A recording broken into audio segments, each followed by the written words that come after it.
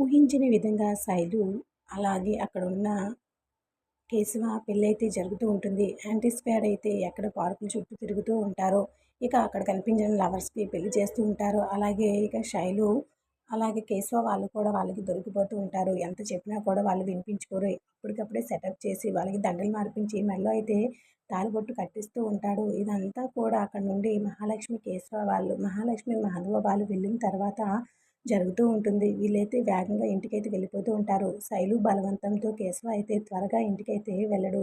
అలాగా వాళ్ళ ఇంటి వాళ్ళ గురించి అడుగుతూ ఉంటే కేశవ చెప్తూ ఉంటాడు.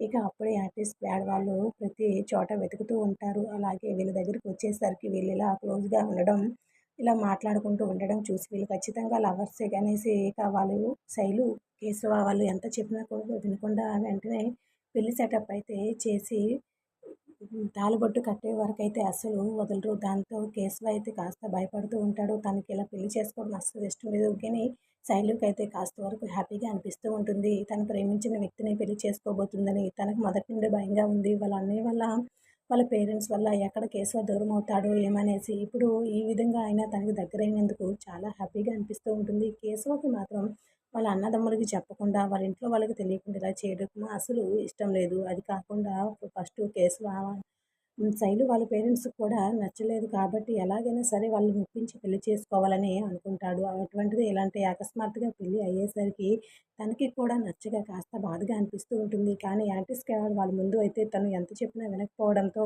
ఇక చేసేది ఏమీ లేక ఫోన్స్ కూడా లాక్కోవడంతో ఇంకెవరికి ఫోన్ చేసి వీలు లేకపోవడంతో ఇక శైలు మెడలో అయితే పసుపు తాడైతే కట్టేస్తూ ఉంటాడు. దాంతో శైలు వాళ్ళకి కాస్త బాధగా అనిపిస్తూ ఉంటుంది. వాళ్ళు అనుకున్న విధంగా అయితే పెళ్లి జరగలేదు. కానీ పెళ్లి జరిగిందని శైలు హ్యాపీగా ఉన్నా, ఇలా జరగడం అయితే తనకు కూడా ఇష్టం లేకపోవడంతో మౌనంగా చూస్తూ ఒకరినొకరు చూసుకుంటూ ఉండిపోతూ ఉంటారు. మరి కేశవ అలాగే శైలు పెళ్లి జరిగిందని ఇంట్లో వాళ్ళకి తెలిస్తే వాళ్ళ రియాక్షన్ ఎలా ఉంటుంది? శైలు వాళ్ళ అమ్మా, నాన్న ఒప్పుకుంటారా? లేదా కేసులు పెడతారా? వచ్చే ఎపిసోడ్‌లో అయితే మిస్ కాకండి. ఈ ఎపిసోడ్‌పై మీ అభిప్రాయాన్ని కామెంట్ చేయండి. And like the video. Thanks for listening. Subscribe the channel.